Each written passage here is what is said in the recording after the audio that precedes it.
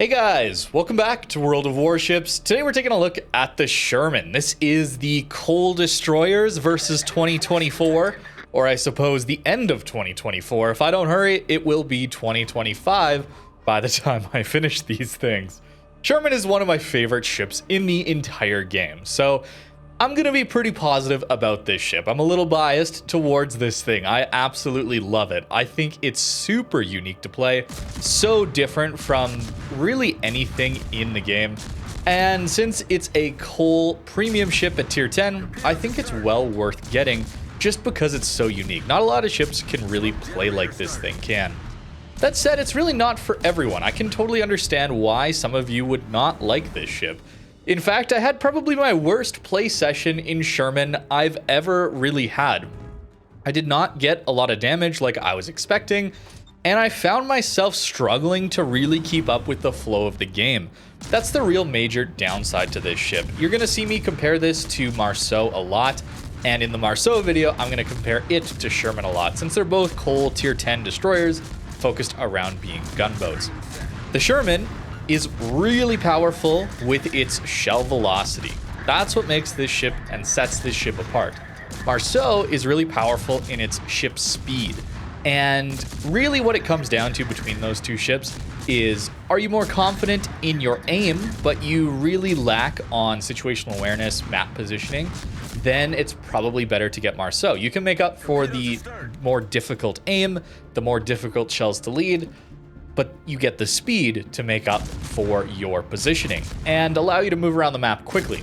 Sherman is a ship that is incredibly slow, and it's really difficult sometimes to get into the battle when the enemies decide to run to the other side of the map. In this game, for example, our team is incredibly strong. It happens, and on this flank in particular, so they're understandably kiting. But it means it's going to be difficult for us to get any sort of damage or battle impact. This is the weakness of Sherman. But if you're not so good with your aim, Sherman shell velocity will make it a lot easier. You just got to focus a bit more on when to reposition and doing so early. Well, let's talk about the price. Of course, this ship being coal means it's not cheap, but also 232,000 coal isn't the most expensive either. For a tier 10 here, not too bad. We have some tier 9s that are actually quite a bit higher. The new Strashimi Black are both closer to 300,000, so not that it's a deal necessarily, but for what this ship is, I don't think it's too far off on the price. When it comes to tier 10 versus tier 9, I think it really matters to you. If you want to grind more credits, get a tier 9. Get the Groningen, for example. Just get that gunboat if you're interested in this kind of gunboat playstyle, and you're going to be happy. But if you want the absolute most powerful ship that doesn't have to worry about up tiers as much, yeah, it's gonna be Sherman for me. This ship is probably the highest DPM out of all the DDs in the game. It's only out DPM'd by Marceau and by Harugamo AP at tier 10. So against all the other tier 10 destroyers, you have the highest DPM available that's using a reasonable ammo type. AP is really not all that great against destroyers a lot of the time because it's going to bounce, it's going to shatter, it's going to overpen, where SAP is just so unbelievably consistent. You get 324,000 SAP DPM. And even though the HE DPM is only 216,000, which actually puts it exactly equal to gearing, you get much, much better shell velocity, and your fire chance is massively improved. So don't sleep on the HE on this ship. I think a really good strategy to run when it comes to this ship, as far as when do you shoot SAP, when do you shoot HE. In my opinion, mostly it should be a SAP ship, just because it's so powerful with the alpha damage and the DPM. HE is really good for situations where ships are angling to you, where the SAP is not going to do damage, it's just going to bounce, as well as situations where the SAP isn't going to pen. It's not always going to pen, and superstructures take a lot of HE damage, as well as are good at getting lit on fire. That's the key here. This ship can get up to 10 or even 11% depending on your build of HE fire chance. So when you're farming battleships, I think optimally you're going to start with HE, get a fire or two, then swap to the SAP once the ship has a few of its fire points lit up. Maybe only one on the superstructure if they're running fire prevention. Then once they damage control and that immunity time runs out, I would swap back to the HE and then relight them on fires and then swap back to the sap. I think that's going to be the loop that you're going to run on battleships when you're trying to farm them. If they already have fires, 1 or even 2, 3 fires on them, don't shoot the HE, just shoot the sap. You're going to get much more alpha damage out of it. The potential damage from fires is great, but it's not always worth going for. There's times where I've had some pretty rough fire chats in this thing. I was a little bit surprised considering how many shells you're firing. As for the builds here, we will take a look at them later in port, but I tried running a few different ones. One of them being a lighthouse build where we're just maximizing DPM, and we'll look at that a little bit later. To start with though, I'm playing a more reasonable build. I don't often play with this one, and it actually felt pretty comfortable. One of my complaints about this ship is its maneuverability, its large size. It takes a lot of damage when you position it incorrectly, but a lot of that can be made up for by running a more conceal-focused build because the DPM is already so insane. You don't need to buff it all that much for it to feel really good, but getting your concealment back and having 3 smokes is really, really nice for just staying alive and saving HP. We've already done over 100k in this match and really not taken all that much damage. That's about to change. But it does go to show that these smokes are really useful and it allows you to do a lot of damage, be very effective, and not risk as much of your ship. This is going to be how most of you probably have experienced Sherman these next few seconds here, where you're pushing, you're trying to farm that battleship, maybe getting a little greedy. I certainly am getting greedy in this clip, and you lose all of your HP instantly. That is a bit of the Sherman experience when you overextend. It happens very quickly, so maybe running a more conservative build on the DPM and getting a little more smokes, maybe using them a little earlier and not just full pushing into the enemy team is a good idea. Yeah, we were like a minute ago on full HP pretty much. It happens, it happens. But that's really what the difficulty is with Sherman. It's your positioning. The shells are going to take care of themselves for the most part. The DPM is amazing. The shell velocity is really, really consistent. It's dying early and often to mispositioning your ship, or having matches where you're just not able to get a lot of damage because the enemy team is kiting your flank and you're so slow that you can't hardly keep up. Decent XP here, not necessarily because of the damage, but I think we did good damage into destroyers as well as did some spotting. I mentioned at the beginning that I didn't have the best damage games in this ship, and I was surprised. To me, this is a monster of a damage farmer, one of the better ships in the game, in my opinion, for farming damage. And yet I didn't get those games really at all. And I noticed as I was looking back at the games I had, I often ran into my team was just really strong on my flank. It wasn't necessarily the enemy team was camping the back everywhere. It was just that sensibly they weren't pushing into my team's strong flank, and I happened to spawn on that flank pretty much every game in my 2-hour session. So Sherman's gonna struggle a little bit there. I'm really glad actually in hindsight that I got this session, because people have made those complaints about Sherman and I didn't really quite understand it as much. I thought it was just, well, once you get more used to the guns and positioning the ship, you're gonna get more damage more consistently. But that really wasn't the case here. So really, really interesting to see this side of Sherman, maybe the weaker side of Sherman, and a good thing considering we're looking at all of these coal destroyers in 2024.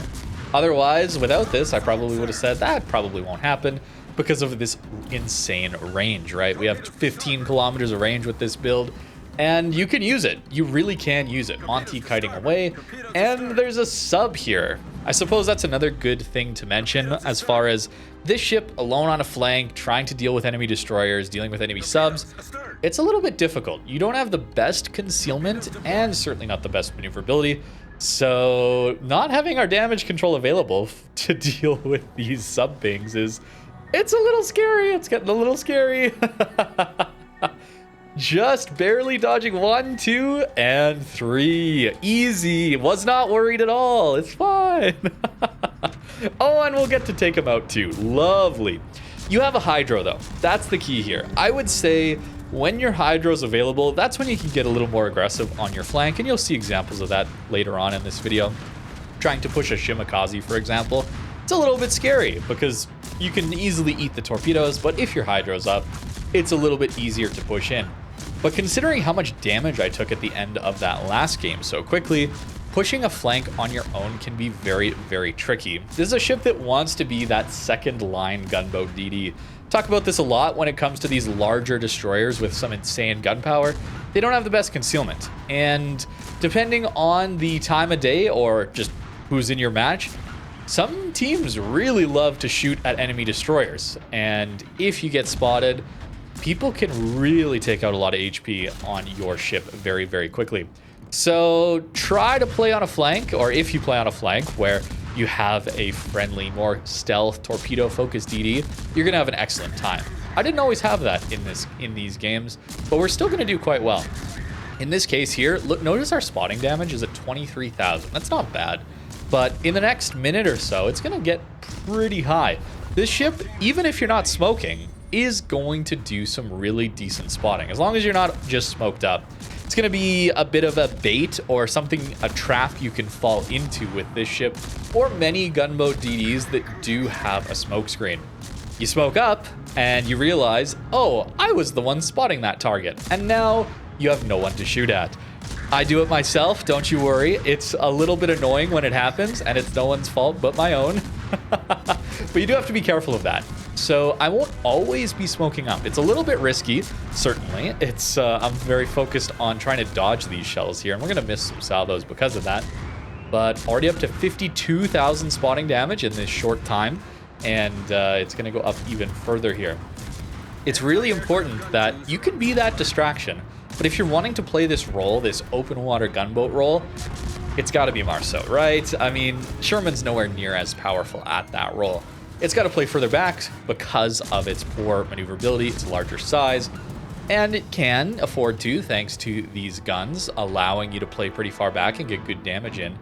But there's some utility here as far as spotting for your team. As a DD, that is oftentimes going to be your role.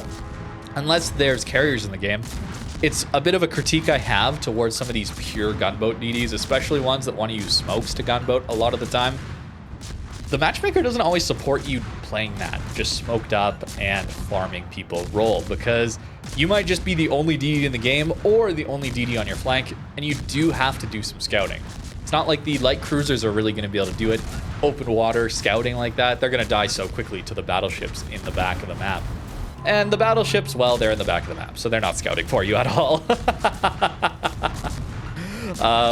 Smolensk here, actually. Low HP, doing some damage to us, but we do good damage back. And I guess that's the key here, too, is this is not just a battleship farmer. This is a ship that can go toe-to-toe with almost anything in the game and do incredibly well. You just have to be very careful which fights you're taking, because no heal, slow speed, large ship, I've said it a bunch already this video, but you take a lot of damage. So it's the skill level here is being able to know where you need to position to get some decent damage in, when to reposition, and when to take fights, open water, or just smoke up. You might be tempted to say, wow, this ship has a 5-kilometer hydro. Maybe we should be contesting caps with it, much like similar to a Z-52 or something like that. And it can do that role quite well. It can. But not always. There's a good reason why I'm not often doing this role. Maybe I don't do it correctly here, but Kleber in the cap, and we're going to do some decent damage, but I'm trying to rush this island. I'm trying to see if I can make it work in this match. Can we get to this island? We're going to take too much damage to the Kleber, and a lot of the enemy team opens up on us. Even the Colombo from 17 is getting in on the action. Got to dodge the torps. Fortunately, we do. I don't know why I didn't pop Hydro. That was really dumb. But we take a lot of damage just trying to get here. Kleber does as well, so it's an okay trade. It's not too bad of a trade, but it's still much more damage than I probably should have taken, and is often why I'm playing a little more passive to start, or at least not going for the cap to start. I do play aggressively no matter what, really, in this ship, but the aggression isn't in positioning, it's more when do I start shooting. Kleber gets spotted yet again, and I'm getting a little bit greedy to take him out. I am missing, unfortunately. Shells are going a bit short. He's turning, so the aim assist is kind of struggling for us here. But we do take him out, finally. And Yamato gets a big hit into us. Look at how many holes are on the side of my ship. Yeah, so I did not necessarily play that the best. This is not a good situation to push into a cap, I suppose. But it's hard to know that at the start. I wanted to try and just, at all costs, see if I could do it. This is a best case scenario map as well, because it has an island in the middle for us to get to and use our hydro to spot on the other side of. Not best case scenario as far as the matchmaker, or at least how I played it, but it's not the typical positioning I would recommend you do as a Sherman. I would say you want to wait a little bit, try and push the enemies back, and then go for the cap. Like in this game, for example. Hindenburg is pretty close to the cap, or reasonably close. Close enough that if I were to push in here, I would take a lot of damage to the Hindenburg if I got spotted. But instead, what if we played a little further back, and we were to do a bunch of damage to him early, as well as maybe battleships or any DDs that get spotted, force them back by just sheer firepower of us and our teammates, and then go for the cap. That's kind of what I'm leaning towards. That's what I would suggest doing as a Sherman. I've also swapped the build for this game and the remainder. I really liked how the utility went, how the extra smokes played, better concealment played, but I really wanted to get you that one insane damage game that I know Sherman is capable of. I've featured this ship quite a bit on the channel over the years, and it does insane damage. Halsey Confederates, right? Like, it's so good, and I just never got it, unfortunately. Here, though, we did like 30k to that Hindenburg in that short period of time. It's got the damage potential, but it's difficult to farm damage these days when we're dealing with the current meta, I suppose, where people are playing a little bit further back. And I don't want to say it's because they're playing poorly, because like I said at the beginning, I was often on the strong flank for my team, and understandably, they're kiting that flank while their teammates push on the other side. So it makes sense. But it does show you a side of Sherman where it can struggle quite a bit because it doesn't have that speed to reposition as quickly. And even if I could reposition quickly, should I leave this flank? There's a Shimakaze out here. And very easily, that Shima could get down the flank and torp from the side, be spotting everyone, and my team would lose this flank anyway. So I'm not even sure I would necessarily want to leave this flank. But it does mean we don't get a lot of damage because they're playing a little bit further back, and anytime I do try and get a little closer, well, we're gonna get spotted by that Shima. Fortunately, we had our hydro to push this time, so we dodged the torpedoes very comfortably, and that helps a lot to push in. We kind of repossess the Shimakaze smoke here, get a little damage in on the Napoli, but here's a situation where I have 47,000 damage, where 8 minutes into this game, near enough, and 74,000 spotting damage. So a lot of spotting in this one, but not a lot of actual damage. Not what I personally would be expecting out of a Sherman. This is a ship where you're doing the damage, and you're wanting your teammates to, or hoping your teammates will be spotting for you, right? But that's not the games that I had, which is really interesting. It can play this role, but it's really more comfortable when you get the spotting and you can just farm, obviously. But you're not always going to get that as an opportunity. So if you're interested in this ship, know that games like this can happen. It's not just the perfect games that I'll show you on YouTube, the post commentaries where I get you guys the insane DPM match where everyone slowly pushes into me, letting me farm them. Not every match is like that, and none of them were actually like that today, which is all right. Shimakaze gets caught on that island. I was a little shocked by that, but I mean, look at how fast we burst him down, right?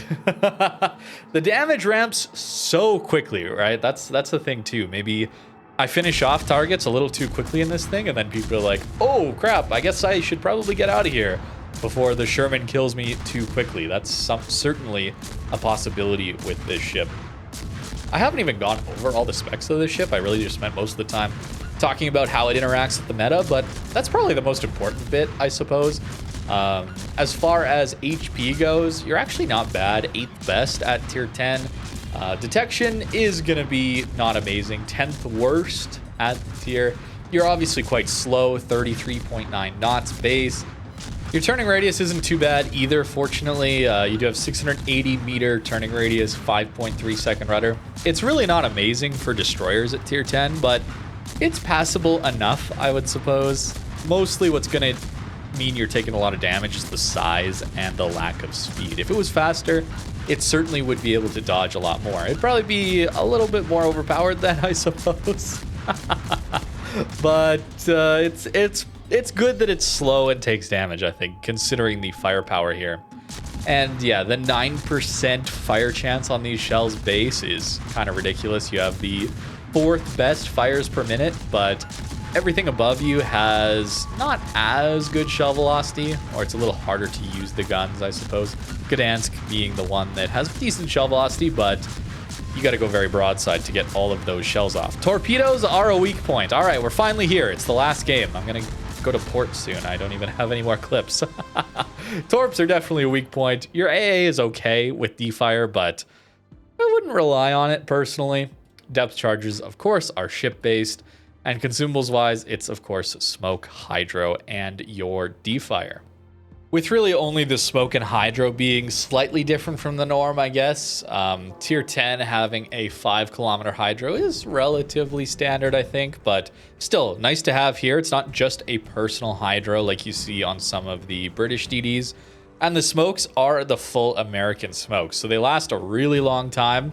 But it means if you place a bad smoke, it's going to be a long time before you get back to it. And the build here is quite aggressive, certainly. Not full lighthouse, but not taking conceal here and not taking superintendent means we're going to take much more damage. Only 7.2 kilometer detect. It's a little bit rough to play, but it does allow us to take main battery and AA specialist for 5% more reload and fearless brawler for 10% more reload while we're spotted in the open water. That's how you get the maximum DPM. And then, of course, if you're running Halsey, well, as soon as you get that Confederate, another 20%. Those are the insane games. I have a couple of those on the channel from a little while ago now, I guess. But, man, I wanted to get one of those games for this video, and I just didn't. I tried to cut off the recording time at 2 hours. 2 hours straight of just playing the ship over and over and over again for these videos here where, I mean, coal ships versus 2024, steel ships versus 2024. I think that's fair. A full 2 hour session just going at it and seeing what we come up with. And I did not have it this time. So a bit of a warning, as much as I have praised the ship in the past, and I'm praising it in this video, it can be a little bit rough in today's meta. As for a more reasonable build, especially if you're finding you die a lot with that more aggressive lighthouse build, I would run something like this, where we're swapping Fearless Brawler over to Concealment, and we're swapping Main Battery A Specialist over to Superintendent. It retains the very nice 15 kilometers of range that allows you to farm very well. You still have 1.3 second reload, right? Like, that's not bad. It's still going to do a ton of damage, but it's going to be more comfortable to play because you have 6.5 kilometer detect, which is pretty close to those Torp DDs. A lot of them at 6, 5.8, 5.9. Much closer to that, allows you to play a little more comfortably. And then that also gets us up to 3 smokes, which are really nice to use early and often, helping you keep a lot of HP like I did in that first game, which I then proceeded to throw all of it pretty much away right at the end. But it was my choice to do so, right? Maybe not a choice, but I did a good job of saving my HP until then, I suppose. And yeah, it's not a torpedo boat. If you're looking for a torp boat, this ain't it. The torp reload time looks kind of funny, but to have these very limited launcher angles, yeah, it's not a torpedo boat. If you're looking for a torp boat, get something else. This is a pure gunboat through and through, and it's a ton of fun in my opinion, but not necessarily going to be the best ship in today's meta all the time. Really is looking for enemies to be pushing into you. And unfortunately, if you spawn on the wrong flank, you get the bad matchmaker. There's not a lot you can do about it. There's no repositioning over to the other side of the map quickly to do that. And even if you could reposition like that, I really would caution doing that because it means your team is probably going to just straight up lose outright the flank you spawned at and abandoned. And that leads to even more blowouts. So it can be rough. It can be rough, but I still think this is an incredibly fun ship. It's super unique. And of course, that's what I'm looking for in a premium ship for resources in this game. So I'm still recommending it. At the end of this, once we've gone over all the coal destroyers, of course, I will go over and rate them all in order, which I personally would get them. But that's going to have to wait for a few more ships to take a look at. Thank you very much for watching, and have a great rest of your day.